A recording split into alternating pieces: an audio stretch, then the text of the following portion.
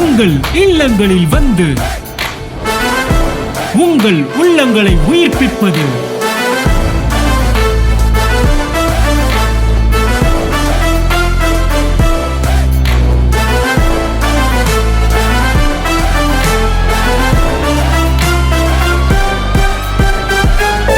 உங்கள் channel DJ.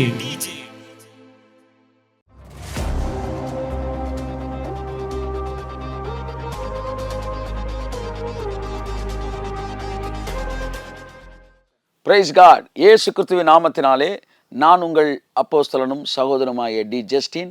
இந்த DJ channel நேயர்களாய் உங்களுக்கு என்னுடைய அன்பின் வாழ்த்துக்களையும் ஆசீர்வாதங்களையும் கொண்டு வருவதிலே நான் மிகுந்த சந்தோஷம் அடைகிறேன். அன்புக்குரியவர்களே, இந்த செய்தியை 2025 வருஷத்தின் கடைசி நாட்கள் நீங்கள் கேட்கலாம், அல்லது 2026 வருஷத்தின் இடையில் நீங்கள் கேட்கலாம். ஒரே ஒரு வசனத்தை உங்களுக்கு சொல்ல விரும்புகிறேன். உங்களுக்கு முன்பாக ஒரு புதிய வருஷம் அழகாக தேவனால் கொடுக்கப்பட்டிருக்கிறது. அநேக ஆசீர்வாதங்கள் உங்களுக்கு முன்பாக அணிவகுத்து நிற்கிறது. இன்னும் ஏராளமான தேவைகள் உங்களுக்கு இருக்கிறது. தேவனிடத்தில் அந்த தேவைகளுக்கான நன்மைகளை பெற்றுக்கொள்வதிலே நீங்கள் ஆவலாக இருக்கிறீர்கள். தேவன் உங்களை ஆசீர்வதிக்கவும் உங்களை விட அதிக விருப்பமாக இருக்கிறார். தேவனிடத்தில் அவைகளை கேட்பதற்கு நீங்களும் தயாராக இருக்கிறீர்கள். உங்கள் வாழ்நாள் முழுவதும் அவருடைய ஆசீர்வாதங்கள் உங்கள் வாழ்க்கையிலே அது வந்து கொண்டே இருக்கும். அது தேவைகளை எல்லாம் தீர்த்து கொண்டே இருக்கும். அன்புக்குரியவர்களே, இன்னும் எத்தனையோ காரியங்களுக்கு நாம் தேவனிடத்தில் நன்மைகளை பெற்றுக்கொள்ள வேண்டியதாக இருக்கிறது. ஆனால் இந்த நேரத்திலே ஒரே ஒரு கேள்வி உங்களிடத்தில் கேட்க விரும்புகிறேன். அவரிடத்தில் புதிய நன்மைகளை பெற்றுக்கொள்ள விரும்புகிற நீங்கள் அவரிடத்திலிருந்து பெற்றுக்கொண்ட பழைய நன்மைகளுக்கு நன்றியுள்ளவர்களாக இருந்திருக்கிறீர்களா என்கிற கேள்வி உங்களிடத்தில் நான் கேட்கிறேன். அன்புக்குரியவர்களே, யாராகிலும் ஒரு நபர் உங்களிடத்தில் ஒரு அவசர பண தேவை இருக்கிறது என்று கேட்கிறார் என்று வைத்துக்கொள்வோம். உடனடியாக அவர் உங்களிடத்தில் ஒரு ஃபோனில் பேசுகிறார், தொலைபேசியில் பேசுகிறார். உடனடியாக நீங்கள் அவர் கேட்ட அந்த தொகையை நீங்கள் உதவியாக அனுப்புகிறீர்கள். உதவியை பெற்றுக்கொண்ட பிறகு அவர் அதற்கு பிறகு ஒரு நன்றி செய்தி கூட அனுப்பவில்லை என்று வைத்துக்கொள்வோம். நாட்கள் கடந்தது, ஒரு சில வாரங்கள், ஒரு சில மாதங்கள் போய்விட்டது. மறுபடியும் அவருக்கு ஒரு தொலைபேசி வருகிறது, எனக்கு ஒரு பணத்தேவை இருக்கிறது என்று சொல்லுகிறார். மறுபடியும் அவருக்கு அந்த பணத்தேவை தொகையை அனுப்புகிறீர்கள். அவர் அதை பெற்றுக்கொண்டார். பெற்றுக்கொண்ட உடனே பெற்றுக்கொண்டேன் என்கிற ஒரு செய்தியை கூட உங்களுக்கு அனுப்பவில்லை, உங்களுக்கு நன்றியும் சொல்லவில்லை. சில வாரங்கள் கழித்து அல்லது 1-2 மாதங்கள் கழித்து மறுபடியும் அவர் உங்களை தொடர்பு கொண்டு எனக்கு ஒரு பணத்தேவை இருக்கிறது என்று சொன்னால் நீங்கள் என்ன சொல்லுவீர்கள்? என்ன கேள்வி கேட்பீர்கள்? இதற்கு முன்பாக நீங்கள் வாங்கிய எதை குறித்தும் அது வந்து சேர்ந்ததா என்று கூட நீங்கள் என்னிடத்தில் சொல்லவில்லையே, அதற்கென்று ஒரு நன்றியை கூட நீங்கள் என்னிடத்தில் காட்டவில்லையே என்று அவரிடத்தில் நீங்கள் கேட்காவிட்டாலும் உங்கள் மனதில் அந்த கேள்வி வருமா இல்லையா? நான் உங்களை பார்த்து கேட்கிறேன். நீங்கள் இந்த வருஷத்திலே, வருகிற வருஷத்திலே எத்தனையோ ஆசீர்வாதங்களை நீங்கள் கேட்கப் போகிறீர்கள், வாங்கப் போகிறீர்கள். ஆனால் போன வருஷத்தில் தேவன் உங்களுக்கு கொடுத்த ஆசீர்வாதங்களுக்கு நீங்கள் நன்றி அறிதல் உள்ளவர்களாக இருக்கிறீர்களா? வேதம் சொல்லுகிறது, கடைசி நாட்களிலே மனுஷர் நன்றி அறிதல் இல்லாதவர்களாக இருப்பார்கள் என்று தீமோத்தேயுவுக்கு எழுத நிருபத்திலே பவுல் எழுதுகிறான். கடைசி நாளின் சாபக்கேடுகளில் ஒன்று, மனிதர்கள் மற்றவர்கள் செய்த நன்றியை மறந்து விடுவார்கள். மற்றவர்களிடத்தில் பெற்ற நன்மைகளை மறந்து விடுவார்கள். அவர்கள் நன்றி அறிதல் இல்லாதவர்களாக இருப்பார்கள். தேவன் ஒரு நாளும் நன்றி அறிதல் இல்லாதவர்களை பெரிய அளவிலே அவர்களை அவர் நினைவு கூறுகிறதில்லை. ஏனென்றால் நன்றி அறிதல் இல்லாதவர்கள் மிருக குணமுடையவர்கள். நான் கேட்கிறேன், புதிய வருஷத்துக்குள் கடந்து செல்ல போகிறீர்கள். பெற்ற நன்மைகளுக்கு கரங்களை கூப்பி அவரிடத்தில் நன்றி சொன்னீர்களா? எத்தனை நன்மைகளை அவர் உங்களுக்கு கொடுத்தார். ஜீவனை கொடுத்திருக்கிறார், ஆரோக்கியத்தை கொடுத்திருக்கிறார், ஐஸ்வர்யத்தை கொடுத்திருக்கிறார். எத்தனையோ பணத்தேவை உங்களை சந்தித்திருக்கிறார். அவமானம் நிந்தைகளுக்கு விலக்கி பாதுகாத்திருக்கிறார். உங்கள் குடும்பங்களில் பாதுகாப்பை கொடுத்திருக்கிறார். ஆகவே இந்த நாட்களில் நன்றி தெரிவியுங்கள். ஒரு வசனத்தை கூட கொலோசியர் 3:15 சொல்லுகிறது, நன்றி அறிதல் உள்ளவர்களாய் இருங்கள். நான் உங்களிடத்தில் கேள்வி கேட்கிறேன், இந்த டிஜே சேனல் உங்கள் எத்தனை பேருக்கு நன்மை கொடுத்ததற்கு, எத்தனை நன்மைகளை உங்கள் வாழ்க்கையில் கொண்டு வந்திருக்கிறது? எத்தனையோ முறை நீங்கள் சோர்வில் இருந்தபோது இதிலிருந்து வந்த வார்த்தை உங்களை பலப்படுத்தி இருக்கிறது. எத்தனையோ முறை நீங்கள் கவலையில் இருந்தபோது இந்த வார்த்தை உங்களை ஆறுதல் எடுத்திருக்கிறது. எத்தனையோ முறை நீங்கள் குழப்பத்தில் இருந்தபோது இந்த சேனலை ஓப்பன் பண்ணும்போது, இந்த சேனலை திறக்கும்போது இதன் மூலமாய் வந்த வார்த்தை உங்கள் குழப்பத்திலிருந்து தெளிவை உங்களுக்கு கொடுத்திருக்கிறது. பல நேரங்களிலே உங்கள் சரீரத்தில் இருக்கிற வியாதிகளை சுகப்படுத்தி இருக்கிறது. பண தேவையின் போது உங்களை தைரியமூட்டி பணம் வருவதற்கான அற்புத கதவுகளை திறந்திருக்கிறது. எத்தனை நன்மைகளை நீங்கள் பெற்றுக்கொண்டிருக்கிறீர்கள். நான் உங்களிடத்தில் கேட்கிறேன், கொலோசியர் 3:15 சொன்னது போல நீங்கள் நன்றி எழுதல் உள்ளவர்களாக இருக்கிறீர்களா? இந்த சேனல் மூலமாக நீங்கள் பெற்றுக்கொண்டு வருகிற ஆசீர்வாதங்களுக்கு நான் ஏதாவது ஒரு விதத்தில் இந்த சேனலோடு இணைக்கப்பட்டு இதற்கு ஒரு நன்றி எழுதல் உள்ளவனாக இருக்கிறேன் என்று நீங்கள் நினைத்திருக்கிறீர்களா? ஒருவேளை இல்லாவிட்டாலும், ஒருவேளை அதை நீங்கள் மறந்திருந்தாலும் உங்களுக்கு ஒரு தேவனுடைய தூதனாய் வந்து ஞாபகப்படுத்துகிறேன். இந்த சேனலுக்காய் ஒரு நிமிடமாவது ஜெபியுங்கள். இந்த சேனலின் தேவைகளை சந்திப்பதில் உங்கள் கரங்களை இணையுங்கள். ஒரு வருஷத்தில் ஏறக்குறைய 1 கோடி ரூபாய்க்கு மேலாக இந்த சேனலுக்கு செலவழிக்கிறோம். அநேக வேலையாட்கள் வேலை செய்கிறார்கள். அவர்கள் எல்லாவற்றுக்குமான ஊதியத்தை நாம் செலவழிக்கிறோம். ஆகவே நன்மைகளை பெற்றுக்கொள்கிற நீங்கள் உங்கள் மூலமாக இதன் தேவைகள் சந்திக்கப்படாவிட்டால் பின்பு யார் இதை சந்திப்பார்?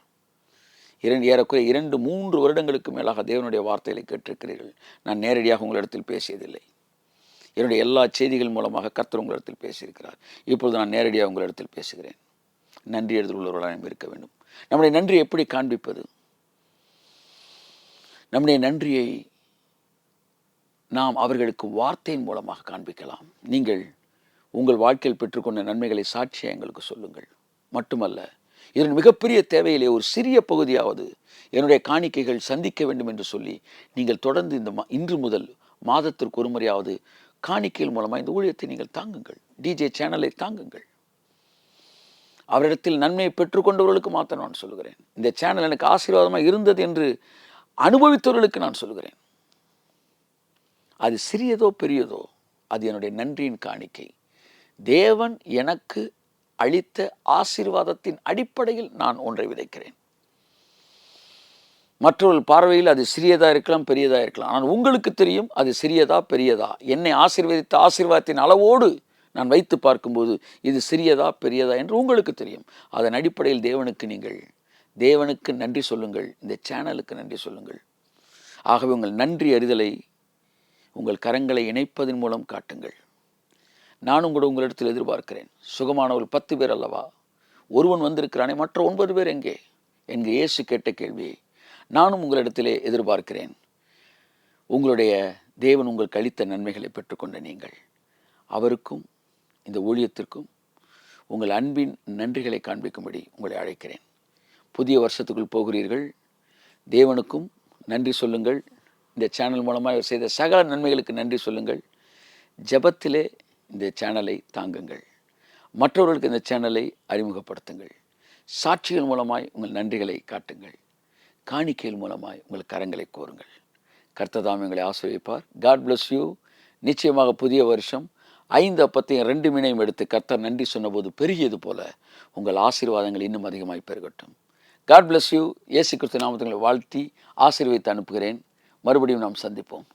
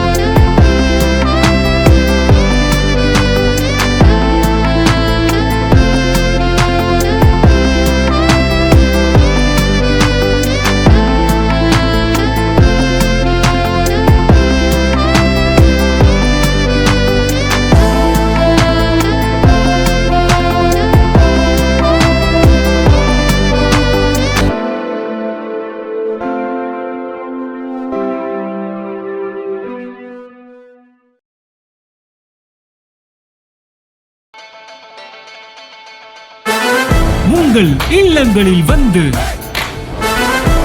உங்கள் உள்ளங்களை உயிர்ப்பிப்பது